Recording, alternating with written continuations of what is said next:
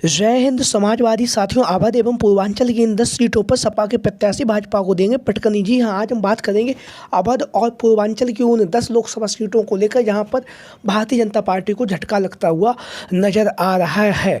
जहां पर अखिलेश यादव जी के द्वारा जिस तरह से पीडीए के नारे के साथ लोकसभा चुनाव लड़ रहे हैं, उसके साथ ही साथ लगातार इंडिया गठबंधन के जो भी विपक्षी दल हैं, सभी दल एक साथ आकर इंडिया गठबंधन में शामिल हो चुके हैं। चाहे वो अरविंद केजरीवाल हो, चाहे कांग्रेस पार्टी हो, चाहे फिर ममता बनर्जी हो, या फिर अन्य जितने भी विपक्षी दल हैं, सभी एकजुट होकर भारतीय जनता पार्टी और एनडीए गठबंधन से टक्कर ले रहे हैं। इसी का फायदा कहीं ना कहीं अखिलेश यादव जी को होता हुआ दिखाई दे रहा है। अखिलेश यादव जी, जैसा कि आप लोगों को पता है, लगातार लोकसभा चुनाव की तैयारियों में जुटे हुए हैं। तैयारियों के साथ ही साथ लगातार वो जनसंपर्क कर रहे हैं, सीधे जनता से जुड़ भी रहे हैं। तो कल रात में अखिलेश यादव जी के द्वारा लखनऊ की लोकसभा सीट से जो समाजवादी पार्टी के जो प्रत्याशी हैं रविदास मेहरोत्रा जी, उनके लिए रोड शो किया गया। जैसा कि आप लोग इन तस्वीरों के माध्यम से देख भी रहे हैं, विशाल जनसैलाब इस रोड शो में उमड़ा और सभी ने अखिलेश यादव जी से मिले, अखिलेश यादव जी को देखा। अखिलेश यादव जी की एक झलक पाने के लिए जनता सड़कों पे उतर आई, जैसा कि आप लोग इन तस्वीरों के माध्यम से देख भी रहे हैं। तो आज हम बात करेंगे अवध और पूर्वांचल के उन 10 लोकसभा सीटों पर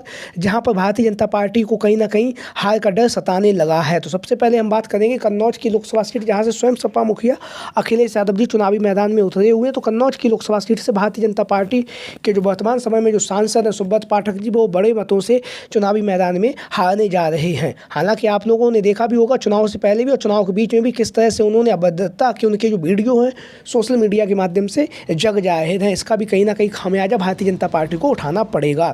अब हम बात करें दूसरे नंबर पर गोंडा लोकसभा सीट से। गोंडा की लोकसभा सीट से जहाँ से स्वर्गीय बेनी प्रसाद वर्मा जी की जो पोती हैं श्रेया वर्मा जी चुनावी मैदान में उतरी हुई हैं। और श्रेया वर्मा जी ने एक युवा चेहरा भी है, युवा चेहरा होने के साथ साथ लगातार महिलाओं के बीच में, युवाओं के बीच में, बच्चों के बीच में और लगातार बुजुर्गों के बीच में लगातार पहुँच रही। लगातार अखिलेश यादव जी के द्वारा जो पीडीए का जो नारा दिया गया है, उस नारे का अलग जगाते हुए लगातार लोकसभा चुनाव में जनता के बीच में पहुँच रही है और लगातार जनसंपर्क के माध्यम से इंडिया गठबंधन को मजबूती प्रदान कर रही है। तो गोंडा की लोकसभा सीट समाजवादी पार्टी जीतने जा रही है। वहीं पर हम बात करेंगे गाजीपुर लोकसभा सीट से, जहाँ से अफजल अंसारी वर्तमान समय में सांसद भी हैं। सांसद होने के साथ ही साथ अखिलेश यादव जी के द्वारा इन्हें इंडिया गठबंधन और समाजवादी पार्टी का प्रत्याशी बनाया गया है गाजीपुर की लोकसभा सीट से। तो गाजीपुर की लोकसभा सीट से अफजल अंसारी एक बार पुनः रिकॉर्ड मतों से जीतने जा रहे हैं। माहौल भी ऐसा है उनका, क्योंकि आसपास का जो भी क्षेत्र वहाँ पर कहीं ना कहीं अंसारी परिवार का दबदबा भी रहा है गाजीपुर और उसके आसपास की लोकसभा सीटों पर। तो गाजीपुर की लोकसभा सीट से अफजल अंसारी जीत रहे, समाजवादी पार्टी यहाँ से जीत रही है। वहीं पर हम बात करेंगे फर्रुखाबाद लोकसभा सीट को लेकर, जो लगातार गंगा के किनारे बसा हुआ ये शहर लगातार अपनी सादगी के लिए जाना जाता है। और फर्रुखाबाद की लोकसभा सीट से जहाँ पर जाति समीकरण को साधते हुए अखिलेश यादव जी के द्वारा यहाँ से शाक्य समाज के जो डॉक्टर नवल किशोर शाक्य उन्हें चुनावी मैदान में उतारा गया, जिसका कहीं ना कहीं इंडिया गठबंधन और समाजवादी पार्टी को फायदा होता हुआ भी दिखाई दे रहा है। फर्रुखाबाद की लोकसभा सीट से समाजवादी पार्टी जीत रही है। वहीं पर हम बात करेंगे कौशाम्बी लोकसभा सीट को लेकर, जहां से पुष्पेंद्र सिंह सरोज चुनावी मैदान में उतरे हुए हैं।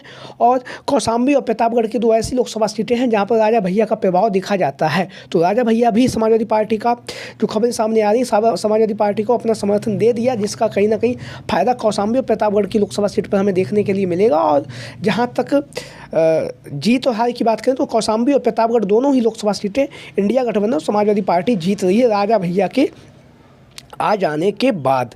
अब हम बात करेंगे इसी कड़ी में आगे, जो आप लोग अपनी स्क्रीन के माध्यम से देख भी रहे हैं, आजमगढ़ लोकसभा सीट से, जहाँ से धर्मेंद्र यादव चुनावी मैदान में उतरे हुए हैं। लगातार जनसंपर्क कर रहे हैं, लोगों के बीच में पहुँचे, लोगों के बीच में पहुंचकर लगातार इंडिया गठबंधन और समाजवादी पार्टी को मजबूती प्रदान कर रहे हैं। तो आजमगढ़ की लोकसभा सीट, जहां से कभी स्वर्गीय सद्य नेताजी मुलायम सिंह यादव जी सांसद हुआ करते थे, अखिलेश यादव जी भी यहां से सांसद हुए हैं। और अब इस बार धर्मेंद्र यादव जी यहां से रिकॉर्ड मतों से चुनाव मैदान में जीतने जा रहे हैं। हालांकि पिछले बार के उपचुनाव में वह महज 7 से 8 हज़ार वोटों से यहाँ पर हार गए थे, लेकिन इस बार माहौल बदल चुका है और आजमगढ़ की लोकसभा सीट से धर्मेंद्र यादव रिकॉर्ड मतों से जीतने जा रहे हैं। वहीं पर हम बात करेंगे जौनपुर लोकसभा सीट से, जहाँ से जन अधिकार पार्टी के जो राष्ट्रीय अध्यक्ष बाबू सिंह कुशवाहा जी, उनका समाजवादी पार्टी में विलय हो चुका है उनकी पार्टी का। उस पार्टी के विलय के साथ जो जौनपुर की लोकसभा सीट है, वहाँ से बाबू सिंह कुशवाहा जी चुनावी मैदान में उतरे हुए हैं। कहीं ना कहीं जौनपुर की जो लोकसभा सीट है, यहाँ का जो समीकरण है वो बाबू सिंह कुशवाहा जी के पक्ष में जाता हुआ नजर आ रहा है। जौनपुर की लोकसभा सीट से इंडिया गठबंधन और समाजवादी पार्टी रिकॉर्ड मतों से जीतने जा रही है।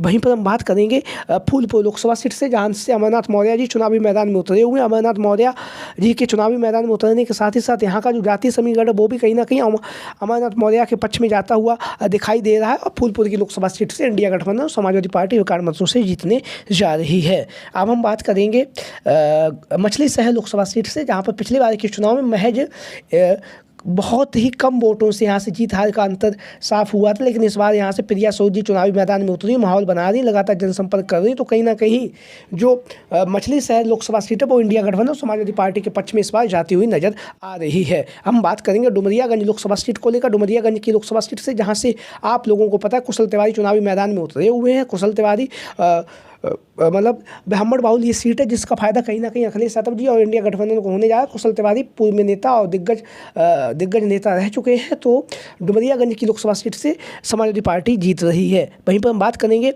बलिया लोकसभा सीट से, यहाँ से सनातन पांडे चुनावी मैदान में उतरे हुए हैं। सनातन पांडे पिछली बार के चुनाव में महज कुछ हजार वोटों से हार गए थे, लेकिन इस बार सनातन पांडे यहाँ से रिकॉर्ड मतों से जीतने जा रहे हैं जातीय समीकरण को देखा जाए तो। अब हम बात करेंगे कैसरगंज लोकसभा सीट से, जहां से भगत राम मिश्रा जी को अखिलेश यादव जी ने चुनावी मैदान में उतारा, तो कहीं ना कहीं इस बार भगत राम मिश्रा जी जो कैसरगंज लोकसभा सीट है वहां के जाति समीकरण के हिसाब से बिल्कुल एकदम सही प्रत्याशी चुने गए और कहीं ना कहीं भाई इस बार जो भारतीय जनता पार्टी के जो प्रत्याशी कर्ण भूषण शरण सिंह उन्हें करारी टक्कर देते हुए भी नजर आ रहे हैं। तो आप लोगों की क्या राय इन 10 लोकसभा सीटों को लेकर, जिस पे हमने अपनी राय दी है, जिस तरह से माहौल बना हुआ, जिस तरह से जातीय समीकरण को साधने के लिए अखिलेश यादव जी ने प्रत्याशियों को चुनावी मैदान में होता है, उसको लेकर आप लोगों की क्या राय है?